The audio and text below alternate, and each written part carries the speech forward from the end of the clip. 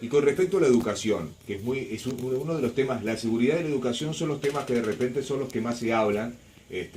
A veces se utilizan bien, a veces no se utilizan bien. Aquí se habla de que se tendría que mejorar la educación, que hemos perdido un poco el tema. ¿En México pasa lo mismo, por ejemplo? Sí, es muy remarcado eso. De hecho, es una de las cosas a las que más se le ha metido campaña en los últimos años. Se viene hablando de una reforma educativa, una reforma del servicio profesional docente, y próximamente se va a dar una reforma del currículum académico que llevan los niños en educación básica. Entonces es un tema en boga en México también. Creo que en todo el mundo. Tenemos una sociedad totalmente nueva que demanda una educación renovada igual. Entonces eso es algo que siempre está latente. Y con respecto al inicio, o sea, los niños comienzan a qué edad con la obligatoriedad de ir a la escuela. Desde los 4 años en México tenemos preescolar de 3 a 6 años aproximadamente. Pero el primer año no es obligatorio, entonces pueden ir a partir de los 4 años y de ahí inicia lo que es educación básica en México. Educación básica en México es preescolar, que es de 3 a 6 años. Después viene la educación primaria, de 5 o 6 años a 12 aproximadamente. Después viene educación secundaria. Estos 3 niveles son educación básica. Después viene educación media superior, que viene siendo preparatoria o bachiller en México. Y al final viene la educación superior, que viene siendo licenciatura, ingeniería o algún posgrado académico. Y con respecto a los grados, por ejemplo, aquí los alumnos de la escuela van hasta sexto. Allí también, en México es hasta sexto. Primero a sexto, educación primaria. ¿Y han visto los programas, por ejemplo, de aquí con respecto a los programas de allá? ¿Son muy diferentes o no? Sí, bastante, ¿no? ¿Sí? Sí. ¿Y a qué se debe la diferencia? La más notoria de repente que ustedes dicen, mirá, ¿qué tratan acá que no tratamos o viceversa? La tecnología, el llamado plan Ceibal, nos ha llamado muchísimo la atención. Sí. Cómo los maestros lo introducen, cómo se ha hecho como una ley, cómo cada niño tiene su computadora, su tablet, cómo se le da el seguimiento, los maestros Mac. Eso es lo que más a nosotros nos ha impactado respecto al sistema educativo que ellos manejan, la implementación de la tecnología. ¿Y eso lo ven positivo ustedes? Sí, muy positivo, bastante. En México todavía eso no lo han implementado. No. Ni siquiera a modo de prueba en algún lugar. Sí, hubo una prueba piloto en ciertos estados del país. Se llamaba las computadoras MX. Se dieron computadoras y se dieron tablets para quinto y sexto grado. Sucede que no hubo seguimiento y muchos maestros no se sintieron capacitados y no hubo la capacitación. No hubo el seguimiento de parte de la Secretaría de Educación y fue ahí donde se fue perdiendo la idea del programa o el propósito central del programa. Entonces al final los niños sí tienen la tablet, pero no siempre la usan, no hay conectividad a internet y se encuentran con muchísimas limitantes. En México hay escuelas que ni siquiera tienen energía eléctrica, entonces no hay manera de cargarlas, no hay manera de usarlas, de conectarlas a internet. Entonces... Compartimos una breve pausa publicitaria y vamos a hablar de un tema que surge también para ver las realidades de los países con respecto a la función del maestro. En una época los maestros, en las 4 horas, se dedicaban a enseñar, pero hoy día hay una cantidad de cosas que pasan en el mundo, que la familia ya no es la misma, y los maestros a veces tienen que dejar un poquito de lado la enseñanza para atender a los niños que vienen ya con algunos temas desde la casa, que no le correspondería al maestro, pero que los tiene que atender. Luego de la pausa hablamos un poquito de eso, ¿le parece? Seguimos dialogando con las chicas mexicanas. ¿Dentro de 10 días se van? Sí. Bueno, habíamos hablado antes de la pausa eso de que muchas veces las maestras y los maestros aquí en nuestro país, de un tiempo a esta parte, se tienen que dedicar también a un tema que es cómo está el niño emocionalmente y demás, porque bueno, evidentemente los tiempos cambian. Hace un ratito tú lo decías. Allí en México también muchas veces los maestros se tienen que descuidar de la tarea de esas 4 o 5 horas para dedicarle un tiempo de atención especial a los alumnos. Sí. Bien, en México sucede lo mismo, creo que es algo global, porque como mencioné hace rato, la sociedad está en constante cambio y no es lo mismo. Por ejemplo, ahora no es común que esté la madre en casa cuidando a los niños, entonces el maestro en el aula es un todo lo puedo y todo lo hago, es un todoterreno, la hace de psicólogo, la hace de doctor, tiene que saberle a todo. Entonces creo que es algo que enfrentamos todos también durante las observaciones que hemos tenido acá. Hemos podido notar que es algo que sucede en todos lados. Hay diferencias en el sistema educativo, en la forma de trabajar, tal vez una que otra estrategia, el contexto, pero al final de cuentas los niños son igual, hay niños con problemas, hay niños sobresalientes, hay de todo tipo. Entonces creo que eso es algo que no va a cambiar nunca, porque al final de cuentas todos somos seres humanos, todos sentimos, todos tenemos problemas. Creo que es algo en lo que te vas a tener que enfrentar siempre y tienes que aprender a trabajar. Y los maestros tienen, aparte de ser maestros, ¿tienen otros empleos? Por ejemplo, ¿trabajan de profesores o demás? ¿O se dedican full time a ser maestros? Puede ser de las dos formas. O sea, puede trabajar tanto, a veces hasta 2 turnos, siendo maestro tanto en la mañana, en la tarde, o incluso me ha tocado a veces de conocer a maestros que tienen su trabajo como docentes en una escuela fijo y aparte hacen algún otro trabajo o que tienen algún negocio porque a veces precisamente el sueldo no es suficiente, o sea, lo que ganan, y buscan otra forma de obtener otro tipo de ingresos.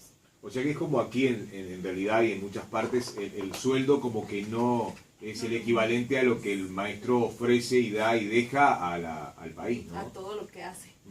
Sí. O sea que siempre hay algunos, sí, continuamente hay reclamos y movilizaciones y todo ese tipo de cosas. Sí, al menos en México sí, mucho movimiento social en los últimos años ha sido impresionante, o sea, paros, estados completos en paros, sin clases, porque hay mucha inconformidad en cuanto a eso, ¿no? El trabajo del maestro no es reconocido, no es remunerado, sin embargo el maestro tiene que atender a cada niño de forma individual, no puede descuidarse, no puede haber accidentes, y bueno, el maestro a fin de cuentas es una persona como cualquiera, simplemente que siempre trata de dar el máximo. Otro de los temas que también han surgido, con toda seguridad ustedes lo han visto en los medios y demás, es el hecho de alguna situación de agresividad que se da de los padres para con los maestros. Claro. Aquí en nuestro país se han dado algunos casos. Allá pasa, muchas veces el maestro le explica al padre de por qué tiene la nota que tiene el chico, que tiene alguna dificultad, y el papá muchas veces reacciona de una manera nada que ver a lo que el maestro espera de repente. ¿Eso sucede también? Sí, igual que aquí en Uruguay, allá en México también, se le ha dado nuestro poder a lo que son a los padres y un poco menos poder a lo que es el docente. Entonces sí, el padre se siente con el poder de llegar y decir que cómo debe tratar al hijo, o sea, olvidando que el que tiene el mayor valor es el docente. Entonces, en cierta forma. Sobre todo que uno como maestro tiene que prever todo eso, tienes que tener bitácoras de control, quién entrega tareas, quién no, qué se hace, un diario, no sé, tienes que llevar el control de lo que va sucediendo en clase, un registro de un anecdotario, lo que sea para que tengas cómo demostrar que realmente el niño va teniendo un comportamiento que no es adecuado o no está cumpliendo con las tareas o qué es lo que está pasando. Porque eso es la única manera de comprobar que vas haciendo bien tu trabajo, que estás pendiente, sin embargo, lo que no está resultando es la otra parte. Es como que tu respaldo. Otra de las cosas que han sucedido, nosotros hemos tenido aquí mesas redondas, como se dice comúnmente, de opiniones con los maestros, y los maestros a veces dicen que los papás tienen en estos últimos tiempos algunas prioridades antes que la de los, por ejemplo, la de los deberes que le puede mandar la maestra. De repente no hice los deberes porque fui a jugar al fútbol, no hice los deberes porque fui a practicar deporte, no hice los deberes porque tuve idiomas o danzas, o fui a computación. Como que en una época era los deberes primero que nada de la escuela y después las demás cosas. Hoy como que el lugar de la escuela, mismo un director de una institución nos decía, ha pasado a segundo o tercero o cuarto lugar, todo depende. Allí en México pasa lo mismo, ese tipo de cosas. Dependiendo también mucho el contexto de la escuela, porque hay veces que de los niños, del 90% de los niños no te hacen ningún deber, nada. Y no es porque tengan alguna otra actividad en el día como ir a otro idioma, ir a jugar, no, simplemente porque no quieren, porque no hay la persona que los obligue a hacerlo. No, como dice mi compañera, la mamá ya es una figura que ya no está en la casa, ya trabaja también, el papá también, entonces se quedan con la hermana, el hermano, la abuelita, el primo, entonces no hay quien los obligue, y se salen a la calle y andan con cualquier persona que mayor o que les enseña cualquier cosa también. Entonces no hay esa figura que les diga, tu deber en la escuela es hacer esto y esto, o sea, deja lo demás a un lado, o si vas a ir a hacer otra actividad, primero haz los deberes, pero no, realmente no.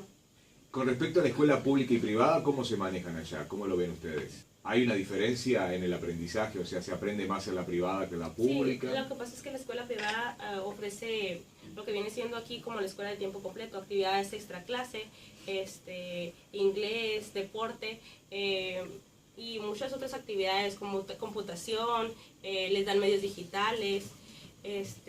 artes visuales, entonces danza, entonces se hace una formación un poco más completa. ¿Y la aspiración del maestro que es ir a la privada o a la pública?